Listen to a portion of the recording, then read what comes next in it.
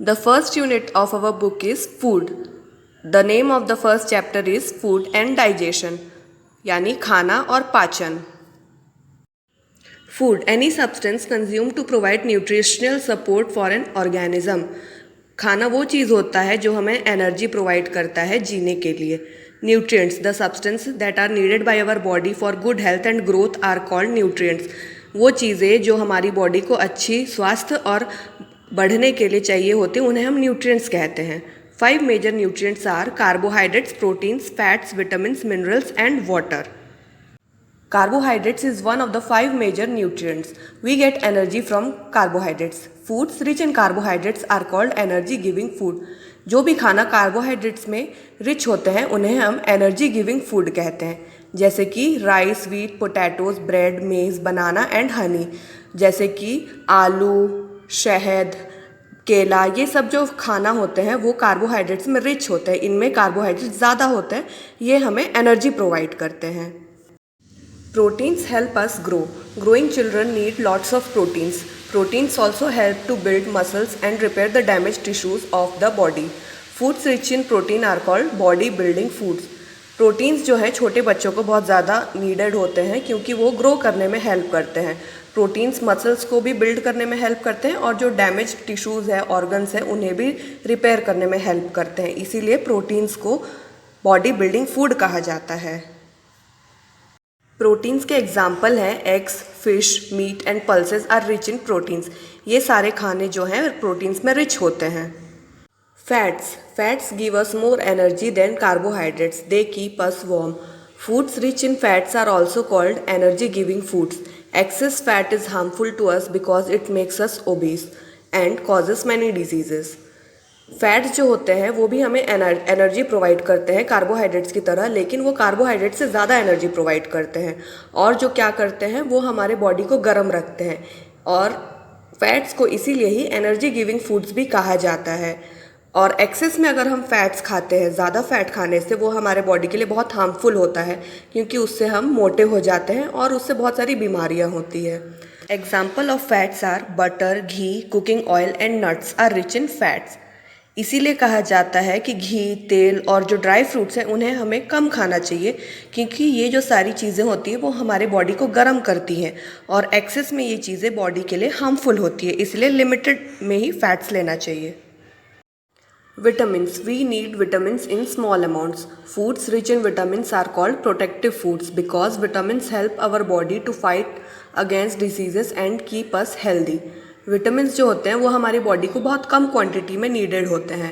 जो food vitamins में rich होते हैं उन्हें हम प्रोटेक्टिव फूड कहते हैं क्योंकि वो हमारी बॉडी को जो डिजीज़ेस होते हैं, जो हार्मफुल डिजीज़ेस होते हैं, उनसे फाइट करने में हेल्प करते हैं और हमारी बॉडी को हेल्दी रखते हैं. Examples of vitamins are fruits, vegetables, milk, meat, eggs and sprouted grams. ये सारी चीज़ें जो होती हैं विटामिन्स में रिच होती हैं. Minerals. Food rich in minerals are also called protective food. They keep us healthy and fit. They help our body to build strong bones and teeth and in the formation of blood. Minerals जो होते हैं उन्हें भी हम protective food कहते हैं क्योंकि वो हमारे बॉडी को हेल्दी और फिट रखते हैं. मिनरल्स जो होते हैं वो बॉडी में स्ट्रॉन्ग टीथ और बोन्स को बनाने में हेल्प करते हैं और जो ब्लड का फॉर्मेशन होता है उसमें भी हेल्प करते हैं मिनरल्स.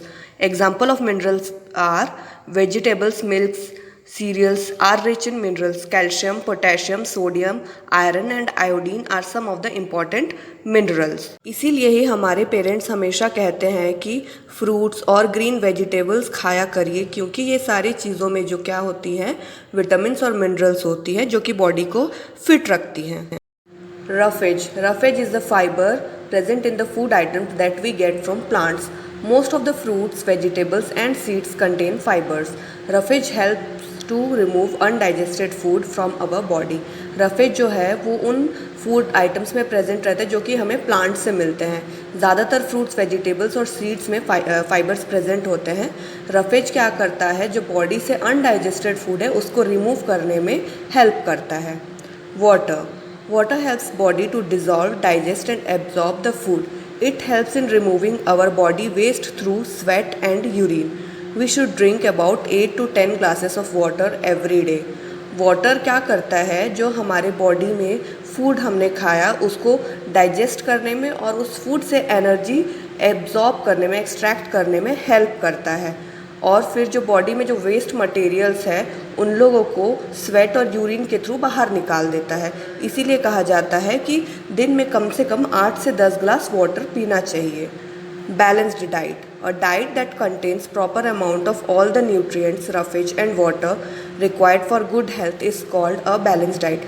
Balanced diet क्या होता है, जो कि सारे मेजर न्यूट्रिएंट्स हैं जैसे कि कार्बोहाइड्रेट्स हो गए, proteins, fats, vitamins, minerals, roughage, water, ये सारी चीज़ें जो हैं न्यूट्रिएंट्स हैं, ये सारी चीज़ों को हमें हमारे डाइट में एक बैलेंस तरीके से लेना चाहिए। ऐसा नहीं कि किसी को ज़्यादा किसी को कम, इन सारे चीज़ों को एक बैलेंस्ड वे में लेने से क्या होता है, हमारा बॉडी जो है हेल्दी होता है और इसी को हम कहते हैं बैलेंस्ड डाइट, जिसमें कि सारे टाइप के न्यूट्रिएंट्स इक्वल अमाउंट में प्रेजेंट हो, जो जितना रिक्वायर्ड है उतने अमाउंट में प्रेजेंट हो, उसे हम कहते हैं balanced diet. Digestion. The food we eat does not give energy directly to our body. It gives energy after digestion. Digestion is a process in which the food we eat is broken down into simple and soluble substances that are absorbed by the body. Digestion वो process है जिसमें हम जो खाना खाते हैं वो छोटे छोटे टुकड़ों में ब्रेक डाउन करता है, उसको हमारा जो सलाइवा है उसे छोटे छोटे टुकड़ों में ब्रेक डाउन करता है और जो हमारा बॉडी है वो फूड को एब्जॉर्ब करता है और एनर्जी रिलीज़ करता है, जिससे हम जो भी काम है हमारा वो कर सकते हैं। So here you can see the picture of human digestive system and now we will study about the process of digestion and the organs involved in the digestion process. The first organ involved in the digestion process is mouth. Teeth chew and grind the food. This food mixes with saliva. Saliva breaks the starch of food into simple sugar and also makes the food soft. जो mouth में जो teeth होते हैं वो क्या करते हैं, food को छोटे छोटे टुकड़ों में ब्रेक डाउन करते हैं और उसके बाद जो हमारे माउथ में सलाइवा होता है वो फूड के साथ मिक्स होता है और जो स्टार्च होते हैं उनको ब्रेक डाउन करके सिंपल शुगर में और फूड को छोटे छोटे टुकड़ों में मिक्स कर देता है और फूड को सॉफ्ट बना देता है। Second, food pipe, oesophagus. Food passes through the food pipe to reach the stomach. जो फूड है वो माउथ से फूड पाइप के थ्रू स्टमक में पहुंचता है. Stomach. Here food is churned and mixed with digestive juices. Digestive juices break down the food into simple and soluble form. जो stomach में डाइजेस्टिव जूसेस प्रेजेंट होते हैं जो कि फूड को फर्दर ब्रेक डाउन करने में और सिंपल और सॉल्युबल फॉर्म में कन्वर्ट करने में हेल्प करते हैं. जो फोर्थ ऑर्गन है वो है small intestine. It is a long coiled tube that produces some digestive juices. The process of digestion completes here.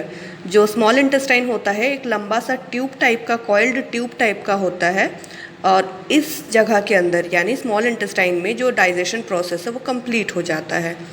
जो फिफ्थ ऑर्गन है large intestine. It holds the undigested food, absorbs water from it and forms faeces. Large intestine का काम क्या होता है कि जो undigested food बचा है उससे वो सारे वाटर को एब्जॉर्ब करता है और फीसीज बना देता है. And the last organ is anus. Undigested semi solid waste is passed out as stool through it. Anus के थ्रू जो है जो अनडाइजेस्टेड फूड है जो कि फीसीज के फॉर्म में कन्वर्ट हो गया है वो बाहर निकल जाता है हमारे बॉडी से. और जो इम्पॉर्टेंट ऑर्गन्स इन्वॉल्व है इस प्रोसेस में, जो डाइजेशन के प्रोसेस में, वो है लिवर. लिवर क्या करता है, liver produces bile that helps to digest fats in the small intestine. And pancreas. Pancreas produce juices that help to digest carbohydrates, fats and proteins in small intestine. Liver और pancreas में food नहीं जाता लेकिन जो juices यहाँ पे present है वो क्या करते हैं, वो जूसेस स्मॉल इंटेस्टाइन में जाके इकट्ठा होते हैं जहाँ पे फैट्स, कार्बोहाइड्रेट्स, प्रोटीन्स, ये सारी चीज़ें स्मॉल इंटेस्टाइन में ब्रेक डाउन होती हैं. उसके बाद जो है डाइजेशन प्रोसेस कंप्लीट हो जाता है. Junk food. Some food items like French fries, chips, cake and pizza are tasty but unhealthy for us. They are called junk foods. They contain a lot of fat and sugar, so we should avoid junk food. Junk food वो खाना होते हैं जो हमें पसंद तो काफ़ी होते हैं लेकिन वो हमारे बॉडी के लिए बिल्कुल भी अच्छे नहीं होते, बिल्कुल हेल्दी नहीं होते. जैसे कि pizza, burger, French fries, chips वगैरह ये सब हमें पसंद तो होते हैं, लेकिन ये हमारे बॉडी के लिए अच्छे नहीं होते। क्यों? क्योंकि उसमें बहुत ज़्यादा फैट्स प्रेजेंट होते हैं और शुगर प्रेजेंट होते हैं, तो इसीलिए हमें जंक फूड अवॉइड करना चाहिए। सेकेंड टॉपिक है cooking food. Other than fruit, some vegetables, most of the food items are cooked before eating. Food can be cooked by boiling, frying, roasting or steaming. We cook food because makes the food tasty, it makes the food soft and easy to digest, it kills germs present in the food. कुछ fruits और vegetables को छोड़ के most of the food items को हम पका कर खाते हैं। जैसे कि खाना हम कैसे पकाते हैं, या तो बॉयल करके, या तो फ्राई करके, या तो रोस्ट करके, या स्टीम करके। और खाना पकाने का कारण क्या है? क्योंकि वो फूड को पहली तो बात टेस्टी बना देता है, खाना को सॉफ्ट बना देता है और हमारी बॉडी के लिए उसे डाइजेस्ट करना इजी हो जाता है। और सबसे इम्पॉर्टेंट बात, वो जो हमारे खाने में जर्म्स हैं प्रेजेंट रहते हैं उन्हें मार देता है। Good eating habits for proper digestion. Eat at regular intervals. Chew the food well before swallowing. Eat a lot of green vegetables and fruits. Eat fresh and healthy food. Drink 8 to 10 glasses of water every day. Avoid overeating. Take a balanced diet. Take your meal in present environment. हमें regular intervals में खाना खाना चाहिए। खाना खाने से पहले उसे अच्छे से चबाना चाहिए ताकि जो बॉडी है उसको इजी हो जाए फूड को डाइजेस्ट करने में। हमें ग्रीन वेजिटेबल्स एंड फ्रूट्स खाना चाहिए क्योंकि ये हेल्दी होते हैं। हमें फ्रेश और हेल्दी खाना खाना चाहिए, बासी खाना नहीं खाना चाहिए। हमें रोज़ 8 से 10 ग्लास पानी पीना चाहिए ताकि बॉडी जो है डिहाइड्रेट ना हो। और हमें ज़रूरत से ज़्यादा खाना नहीं खाना चाहिए। और हमें क्या है, बैलेंस डाइट लेना चाहिए जिसमें सारे मेजर न्यूट्रिएंट्स इन्वॉल्व हों। जिस खाने में सारे न्यूट्रिएंट्स हो वो हर टाइप का खाना हमें खाना चाहिए। और हमें जो खाना है वो एक अच्छे इन्वायरमेंट में लेना चाहिए, एक साफ़ इन्वायरमेंट में खाना खाना चाहिए। Food preservation. The process by which we can prevent the food items from getting spoiled for a long time is called food preservation. Food preservation क्या होता है? ये वो प्रोसेस है जिसके थ्रू हम जो खाना को बहुत लंबे टाइम तक प्रिजर्व करके, मतलब सेव करके रख सकते हैं जिससे कि वो ख़राब ना हो। Ways of food preservation: refrigeration and deep freezing. Refrigerator cools down the food to a very low temperature and deep freezes the food. Both cooling and freezing preserve the food by slowing down the growth of microbes. Refrigeration and deep freezing में क्या होता है, जो कि खाना है एकदम cool down हो जाता है, एकदम मतलब लो टेम्परेचर में उसको ला दिया जाता है और उसे या तो एकदम डीप फ्रीज कर दिया जाता है। तो क्या होता है, ये कूलिंग और फ्रीजिंग जो प्रोसेस है वो माइक्रो ऑर्गेनिजम्स के ग्रोथ को स्लो कर देती है या फिर रोक देती है। तो फिर क्या होता है, जो फूड है प्रिजर्व हो जाता है लंबे समय के लिए।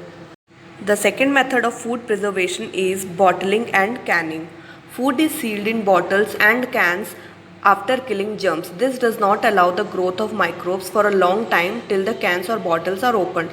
जैसे कि आपने देखा होगा कि जैम्स वगैरह में या फिर जो मिल्क मेड वगैरह होता है वो कैंस में और फिर जार्स में पैक्ड रहता है। तो उससे क्या होता है कि जो माइक्रोब्स हैं उसमें लॉन्ग टाइम तक ग्रो नहीं करते। जब तक कि हम बॉटल को ओपन ना कर दें तब तक वो सेफ़ रहते हैं।